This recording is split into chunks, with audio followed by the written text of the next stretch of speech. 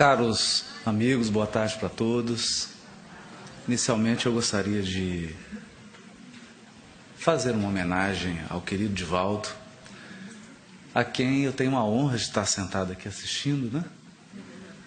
Porque nós só realizamos esse trabalho da exposição hoje com relativo conforto por conta do pioneirismo de Divaldo Franco, que foi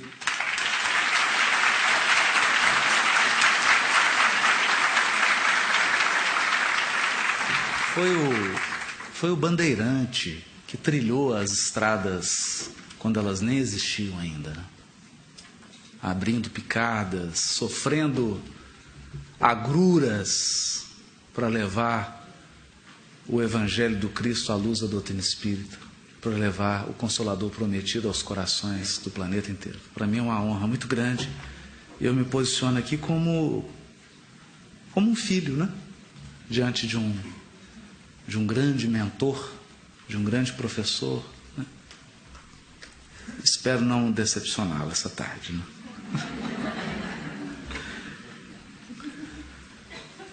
Nós gostaríamos de iniciar essa reflexão da tarde com um poema que está na obra de Khalil Gibran, que trata do amor. Quando o amor vos fizer sinal, segui-o. Ainda que os seus caminhos sejam duros e difíceis, e quando as suas asas vos envolverem, entregai-vos. Ainda que a espada escondida na sua plumagem vos possa ferir. E quando vos falar, acreditai nele, apesar de a sua voz poder quebrar os vossos sonhos, como o vento norte ao sacudir os jardins. Porque assim como o vosso amor vos engrandece, também deve crucificar-vos. E assim como se eleva à vossa altura e acaricia os ramos mais frágeis que tremem ao sol, também penetrará até as raízes, sacudindo o seu apego à terra. Como braçadas de trigo vos leva, malha-vos até ficardes nus, passa-vos pelo crivo para vos livrar do joio, mói-vos até a brancura, amassa-vos até ficardes maleáveis. Então, entrega-vos ao seu fogo, para poderdes ser o pão sagrado no festim de Deus. Tudo isso vos fará o amor, para poderdes conhecer os segredos do vosso coração. E por este conhecimento vos tornardes o coração da vida. Mas se no vosso medo buscais apenas a paz do amor, o prazer do amor, então mais vale cobrir a nudez e sair do campo do amor, a caminho do mundo sem estações, onde podereis rir, mas nunca todos os vossos risos, e chorar, mas nunca todas as vossas lágrimas. O amor só dá de si mesmo e só recebe de si mesmo. O amor não possui, nem quer ser possuído, porque o amor basta ao amor. E não penseis que podeis guiar o curso do amor, porque o amor, se vos escolher, marcará ele o vosso curso. O amor não tem outro desejo senão consumar-se. Mas, se amarem e tiverem desejos, deverão ser estes: fundir-se e ser um regato corrente a cantar a sua melodia à noite. Conhecer a dor da excessiva ternura, ser ferido pela própria inteligência do amor, e sangrar de bom grado e alegremente. Acordar de manhã com o coração cheio e agradecer outro dia de amor. Descansar ao meio-dia e meditar no êxtase do amor. Voltar a casa ao crepúsculo e adormecer tendo no coração uma prece pelo bem-amado e na boca um canto de louvor.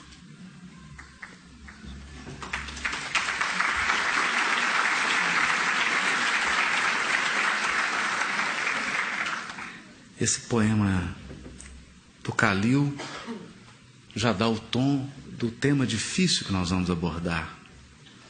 Porque nós não gostaríamos de falar do amor, do perdão, de uma maneira ingênua. Como se o perdão fosse apenas uma pétala que a gente tirasse e entregasse.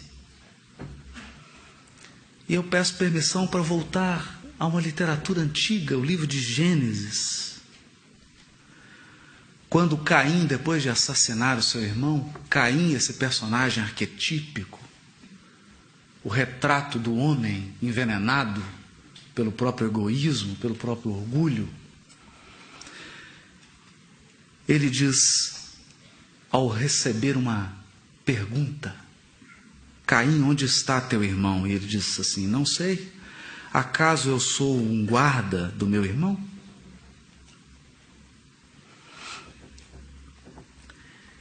E quando ele é expulso da terra, ele mesmo confessa, minha culpa é muito pesada para suportá-la. Vê, hoje tu me banes do solo fértil, terei de ocultar-me longe de tua face, e serei um errante fugitivo sobre a terra, mas o primeiro que me encontrar me matará. E Deus lhe diz, quem matar Caim será vingado 7 vezes. E Deus colocou um sinal sobre Caim a fim de que não fosse morto por quem o encontrasse. 6 gerações depois. Porque Caim conhece a sua mulher e ela concebe, dá à luz a Enoque. De Enoque nasce Irade, Irade Maviavel, Maviavel Matusael, Matusael a Lameque. E Lameque segue a herança paterna e assassina não só homens, como crianças. E ele mesmo diz, eu matei um homem por uma ferida e uma criança por uma contusão. É que Caim é vingado 7 vezes, mas Lameque 70 vezes 7. E assim, através dessa herança de Caim e de Lameque, nós, ao longo de dezenas e dezenas e dezenas de encarnações, introduzimos um elemento espúrio na revelação divina. Um caminho marginal daquele proposto pela providência, pela sabedoria e pelo amor divino. O caminho do olho por olho, do dente por dente. Nenhuma proposta de vingança partiu do Criador. Quem gerou a vingança foi a culpa de Caim, 7 vezes. Quem gerou a culpa 70 vezes 7 foi um descendente de Caim. Mas isso não está na lei. O fato é tão curioso que no livro Boa Nova, psicografado por Francisco Cândido Xavier, Humberto de Campos retrata um diálogo entre Jesus e o seu apóstolo Tiago Menor.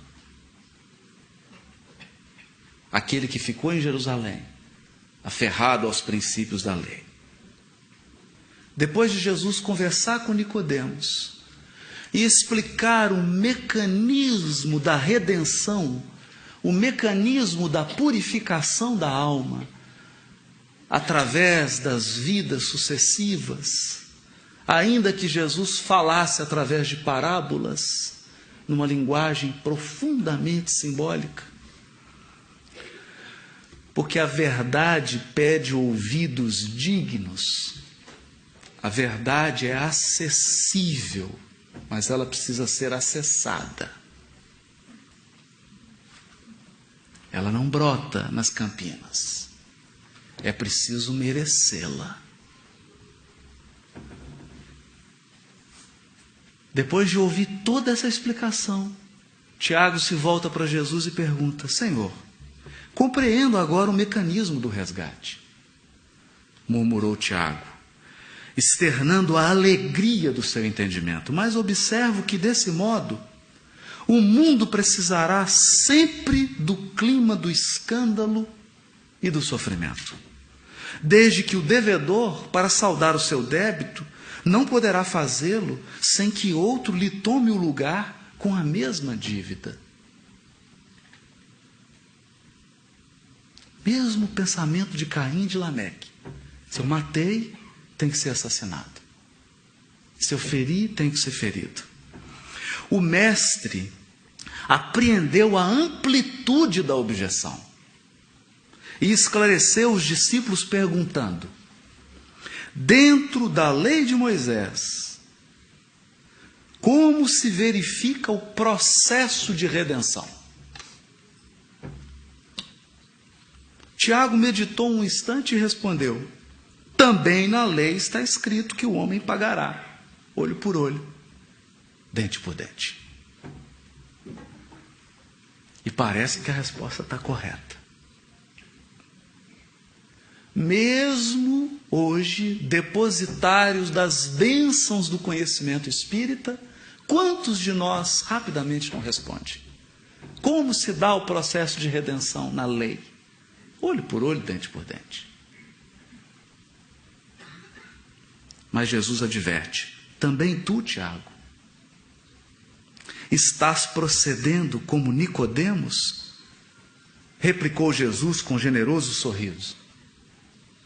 Está seguindo a mesma hermenêutica, a mesma interpretação de Nicodemos? Como todos os homens, aliás, tens raciocinado, mas não tens sentido.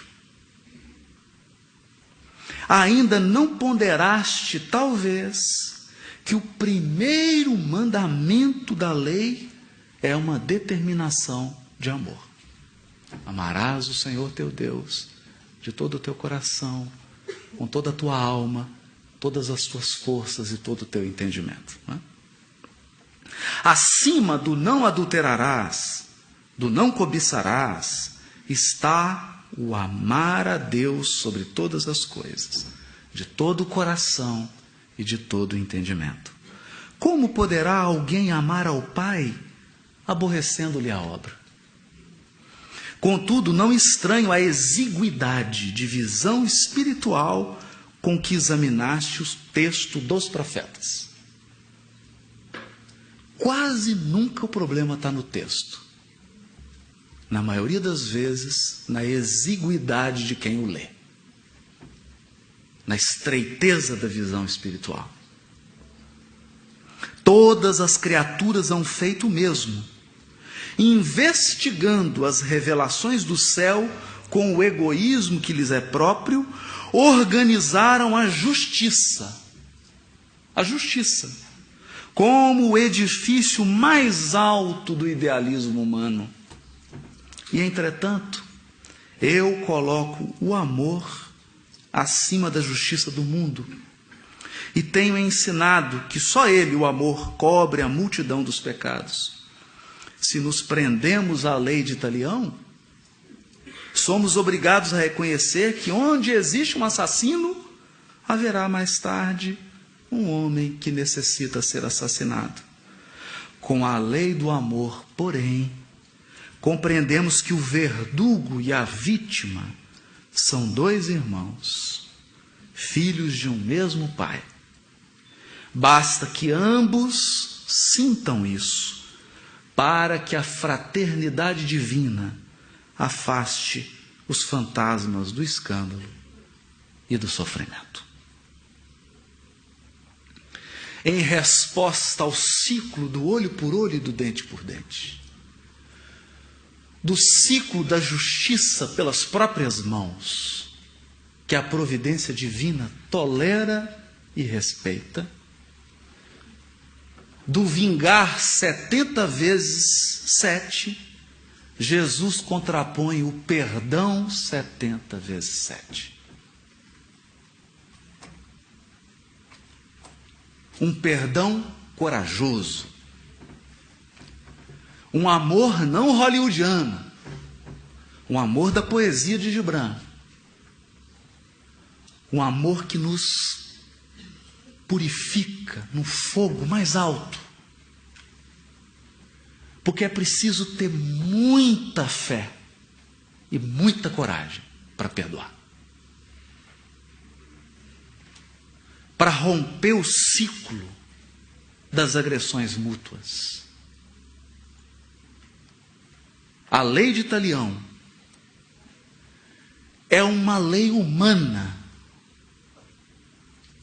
para conter o absurdo da desproporção da vingança.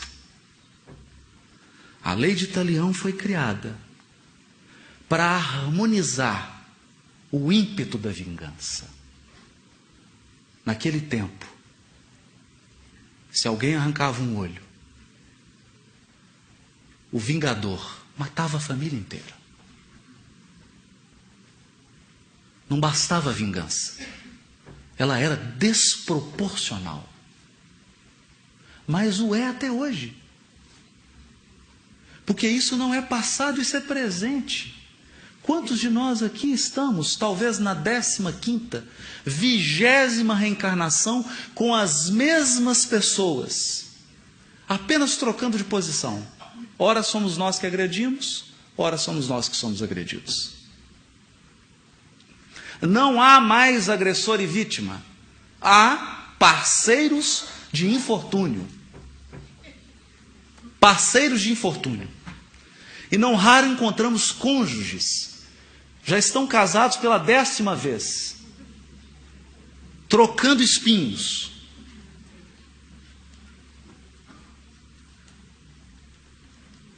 Resgata o que feriu para ferir depois. É apenas uma troca, num jogo sinistro, de olho por olho e dente por dente.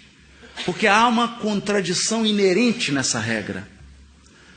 A regra do olho por olho e do dente por dente gera um país de mutilados. Quem se entrega a isso se torna um infortunado maior do que quem praticou mal. Por isso que a benfeitora Joana costuma dizer: o verdadeiro mal é aquele que fazemos, não o que suportamos.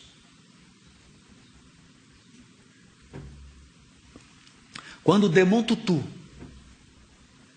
ministro de Nelson Mandela, bispo anglicano, ganhador do Prêmio Nobel da Paz, depois dos horrores do apartheid, quando foi chamado por Nelson Mandela, naquela proposta do Nelson Mandela, de eu não retribuirei o que recebi, porque transformaremos a África num país de mutilados se implantarmos o olho por olho, o dente por dente. Nós queremos uma África livre. Então ele chama por lugar de honra, na sua posse, como presidente da África do Sul, do lado direito e do lado esquerdo, os seus carcereiros. Os homens que o vigiaram na prisão. E Desmond Tutu estabelece um ministério chamado Ministério da Verdade e da Reconciliação. Colocava supostos algozes e supostas vítimas diante dos outros, para que elas pudessem confessar-se uns aos outros, pedir perdão e encerrar o ciclo. É disso que nós estamos falando. É profundo. Mas talvez alguém pergunte: onde tudo começa?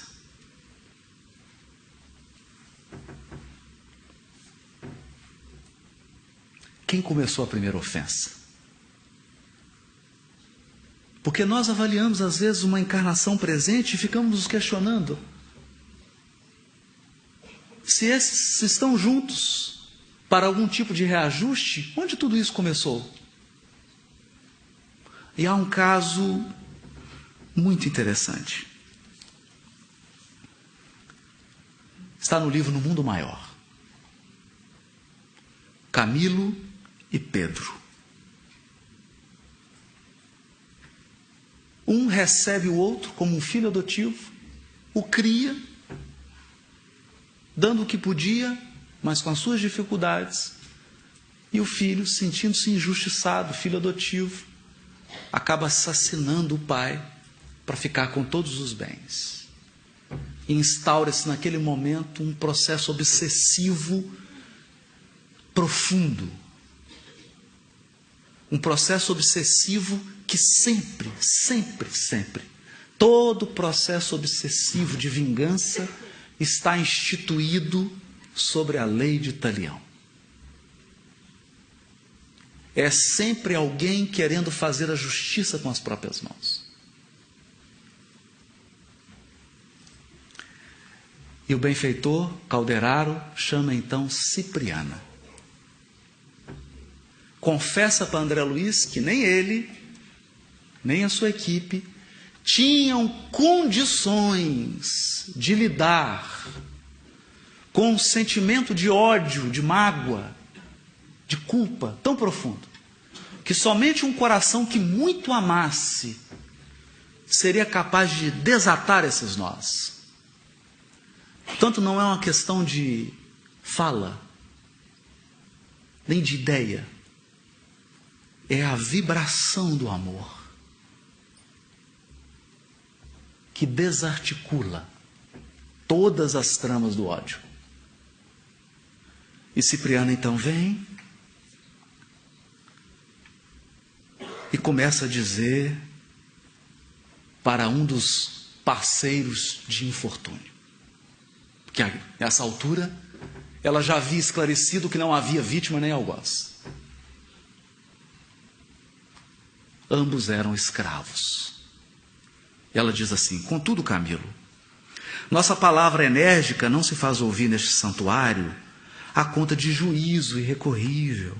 És, acima de tudo, nosso irmão, credor de nosso afeto, de nossa estima leal. Com o te visitar, nosso objetivo é ajudar-te. Talvez recuse nossa aliança fraterna, mas confiamos em tua regeneração. Também nós, em épocas remotas, demoramos no desfiladeiro fatal a que te conduziste. Passamos longo tempo na atitude da serpente venenosa, concentrada em si mesma, aguardando o ensejo de exterminar ou de ferir. No entanto, o Senhor todo misericordioso nos ensinou que a verdadeira liberdade é a que nasce da perfeita obediência às suas leis sublimes, e que só o amor tem suficiente poder para salvar, elevar e redimir. Somos todos irmãos, suscetíveis das mesmas quedas, filhos do mesmo Pai. Não te falamos, pois, como anjos, senão como seres humanos regenerados, em peregrinação aos círculos maiores. E aí o obsessor se queda, não diante das palavras, mas do amor maternal dela. Um coração forjado na luta, porque ela também fora abandonada pelo marido, por todos os filhos, padeceu uma desencarnação no sofrimento, na solidão, experimentou esse amor de Deus, porque quando o espírito está nas faixas iniciais da evolução, ele experimenta o amor divino como um amor de uma babá.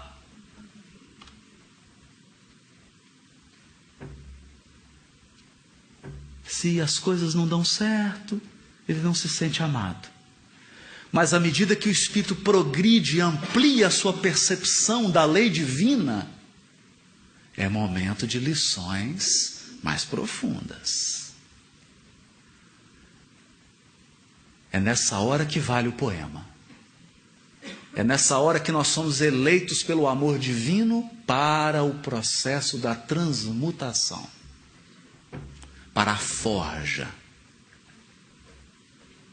E ele confessa para ela: quero ser bom e todavia sofro atrozes padecimentos. Se Deus é compassivo, por que me deixou ao desamparo? Porque a grande questão da lei divina é: por que Deus permitiu que eu fosse ferido? Essa é a grave questão. Ontem nós ainda comentávamos, o relacionamento primordial, o relacionamento base do espírito imortal é o seu relacionamento com Deus. Todos os outros relacionamentos decorrem desse. Todos os outros relacionamentos são consequência da nossa relação com Deus. E se essa relação deve se basear num clima de fidelidade, confiança recíproca e mútua, nós nos perguntamos: por que Deus permitiu?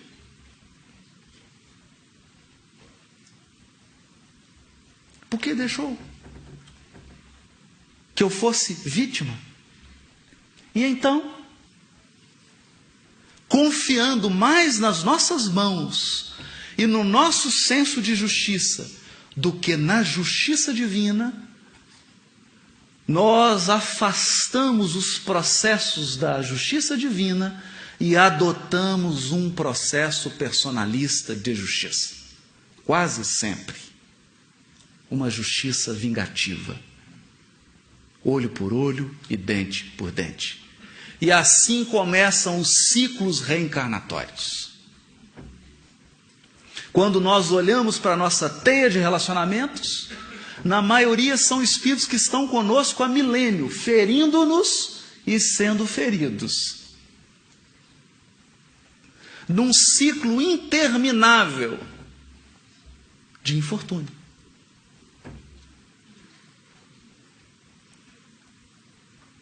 Porque a autotutela, a justiça pelas próprias mãos, só é capaz de gerar mais sofrimento e mais dor. Então Cipriana diz para ele, ouvindo as palavras do verdugo, a missionária observou: quem de nós, meu amigo, poderá apreender toda a significação do sofrimento?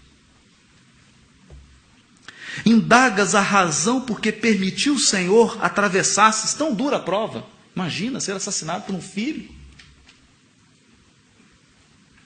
Não será o mesmo que interrogar o oleiro pelos motivos que o compelem a cozinhar o delicado vaso em calor ardente? Ou inquirir do artista os propósitos que o levam a martelar a pedra bruta para a obra-prima da estatuária?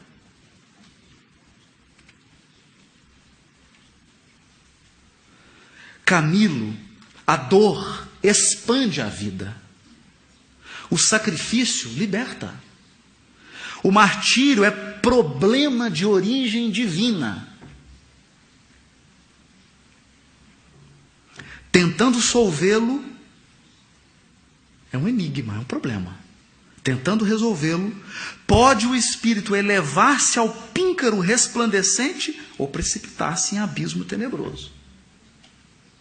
Porque muitos retiram do sofrimento o óleo da paciência com que acendem a luz para vencer as próprias trevas, ao passo que outros extraem do sofrimento pedras e espinhos de revolta, com que se despenham na sombra dos precipícios. Chega o sofrimento, esse purificador, esse que expande a vida, e nós temos duas reações: retribuir na mesma moeda, gerando ciclos de escravidão espiritual, ou entrar no ciclo progressivo do perdão. elevando-nos acima dos agressores. Não é tarefa fácil, eu sei. O obsessor começa a chorar e a Cipriana diz para ele: chora, chora, desabafa-te. O pranto de compunção tem miraculoso poder sobre a alma ferida.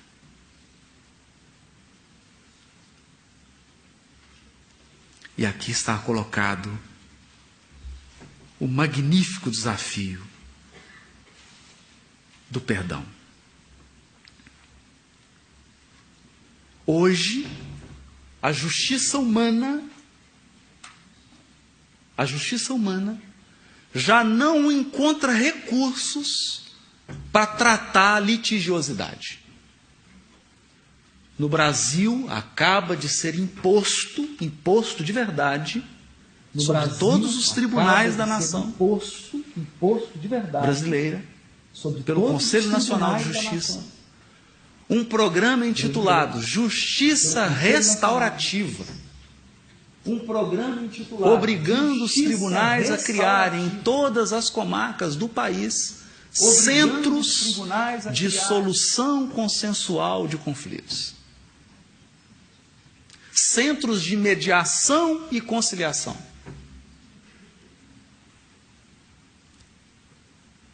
Porque há pouca experiência, eu sei, mas relevante, né?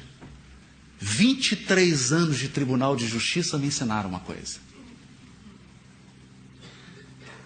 Toda vez que eu profiro uma sentença, só há perdedor. Não tem vencedor.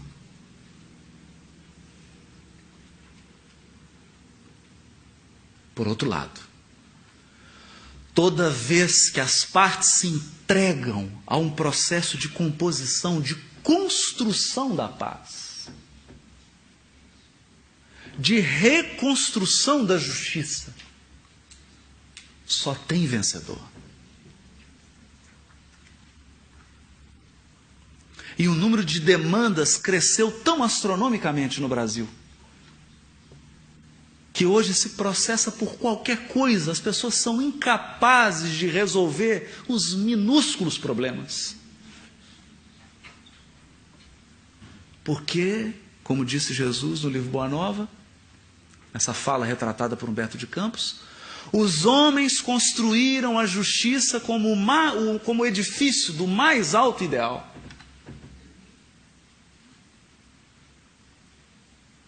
Justiça humana, acreditando que Deus conduz seus processos segundo os nossos parâmetros humanos. Mas não é bem assim. É o que Cipriana vai dizer para Camilo, o obsessor. Ele te assassinou, mas casou-se, recebeu 5 filhos, construiu um lar digno, está tentando regenerar-se e vai receber-te como neto.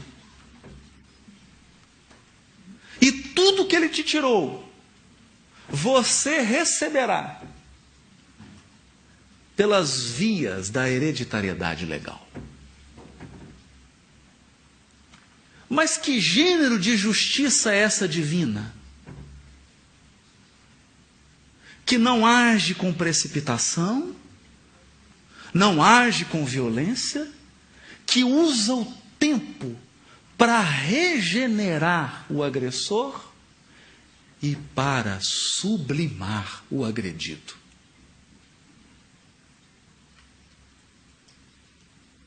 Tem dor? Tem dor. Ninguém falou que a evolução não teria dor.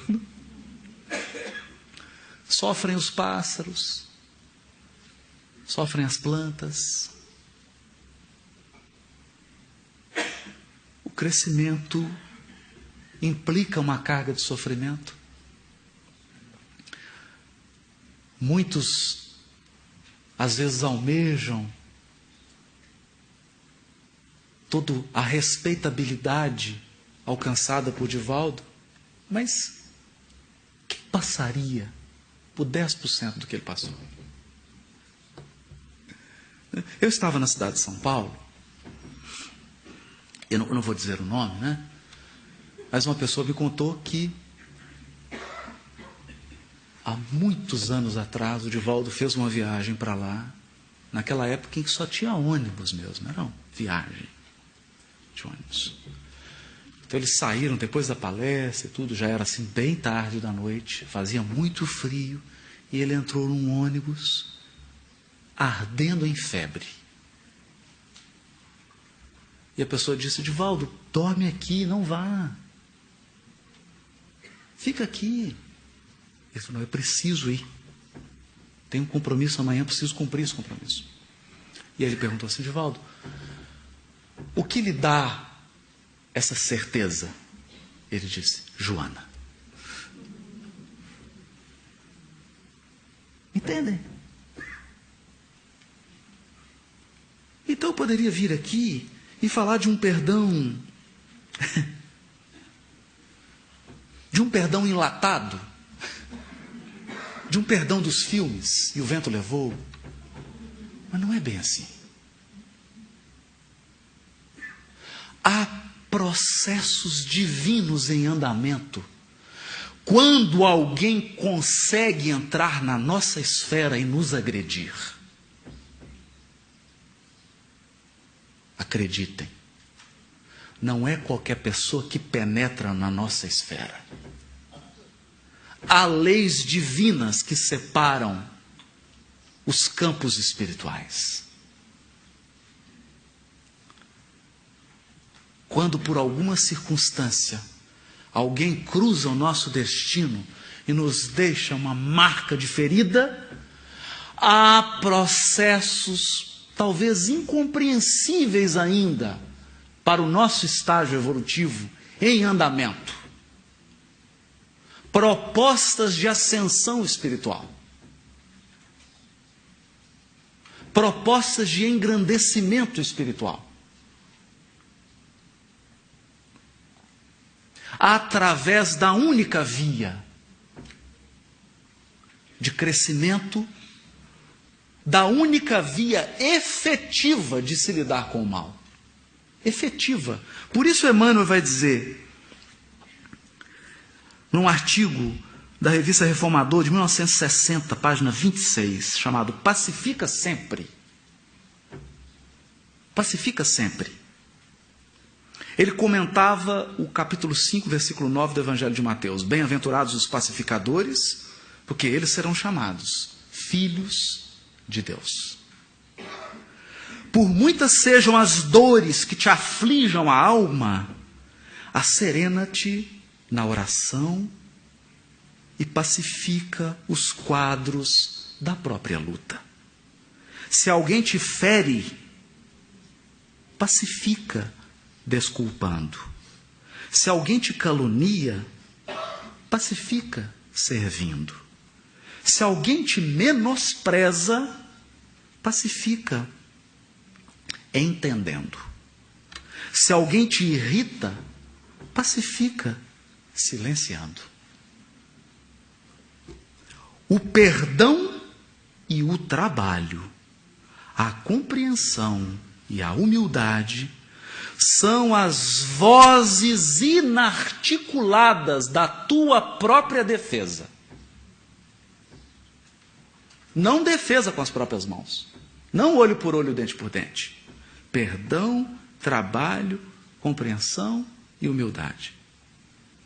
Golpes e golpes são feridas e mais feridas. Se eu recebo um golpe do outro, eu entro no ciclo das feridas. No ciclo do infortúnio.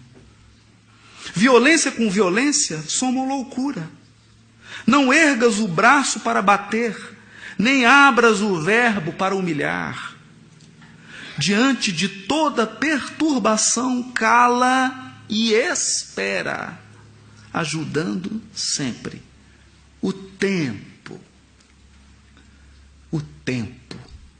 sazona o fruto verde, altera a feição do charco, amolece o rochedo e cobre o ramo fanado de novas flores. Essa é a justiça divina, a justiça restaurativa, a justiça do tempo.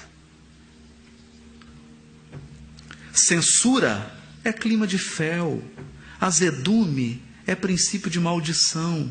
Onde estiveres, pacifica. Seja qual for a ofensa, pacifica. E perceberás por fim que a paz do mundo é dom de Deus, começando de ti.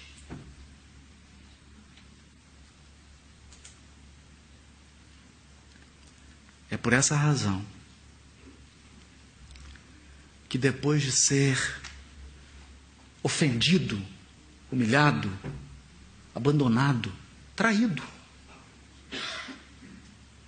as palavras finais do Mestre foram palavras de perdão. Era a lição derradeira do Evangelho. Lição derradeira desse guerreiro. Porque guerreiros que empunham espadas para ferir são crianças frágeis. As verdadeiras lutas da nossa evolução espiritual representam absorver injúria e devolver o bem. É isso que separa espíritos infantis de filhos de Deus. Eu sei. O processo seletivo não é assim tão simples. Talvez essa não seja uma palestra agradável. Mas o que eu posso responder para finalizar? Novamente com o poema de Khalil Gibran. Quando o amor vos fizer sinal, seguiu, ainda que os seus caminhos sejam duros e difíceis, e quando as suas asas vos envolverem, entregai-vos, ainda que a espada escondida na sua plumagem vos possa ferir. E quando vos falar, acreditai nele, apesar de a sua voz poder quebrar os vossos sonhos, como o vento norte ao sacudir os jardins, porque assim como o vosso amor vos engrandece, também deve crucificar-vos. E assim como se eleva a vossa altura e acaricia os ramos mais frágeis que tremem ao sol, também penetrará até as raízes, sacudindo o seu apego à terra. Como braçadas de trigo vos leva, malha-vos até ficardes nus, passa-vos pelo crivo para vos livrar do joio, mói-vos até a brancura, amassa-vos até ficardes maleáveis, e então entrega-vos ao seu fogo para poder ser o pão sagrado no festim de Deus. Tudo isso vos fará o amor, para poderdes conhecer os segredos do vosso coração, e por este conhecimento vos tornardes o coração da vida. Mas, se no vosso medo buscais apenas a paz do amor, o prazer do amor, então mais vale cobrir a nudez e sair do campo do amor, a caminho do mundo, sem estações, onde podereis rir, mas nunca todos os vossos risos, e chorar, mas nunca todas as vossas lágrimas. O amor só dá de si mesmo e só recebe de si mesmo. O amor não possui, nem quer ser possuído, porque o amor basta ao amor. E não penseis que podeis guiar o curso do amor, porque o amor, se vos escolher, marcará ele o vosso curso. O amor não tem outro desejo senão consumar-se. Mas se amarem e tiverem desejos, deverão ser estes: fundir-se e ser um regato corrente a cantar a sua melodia à noite. Conhecer a dor da excessiva ternura, ser ferido pela própria inteligência do amor e sangrar de bom grado e alegremente. Acordar de manhã com o coração cheio e agradecer outro dia de amor. Descansar ao meio-dia e meditar no êxtase do amor. Voltar a casa ao crepúsculo e adormecer, tendo no coração uma prece pelo bem-amado e na boca um canto de louvor. Eu dedico essa palestra a Divaldo Pereira Franco, que ao longo de mais de 80 anos soube absorver as pedradas e os impactos, devolvendo-os no silêncio, em falas de amor. Não foi fácil. Custou-lhe a fornalha. Mas hoje nós temos o pão no festim da doutrina espírita. Muito obrigado, Divaldo Pereira Franco.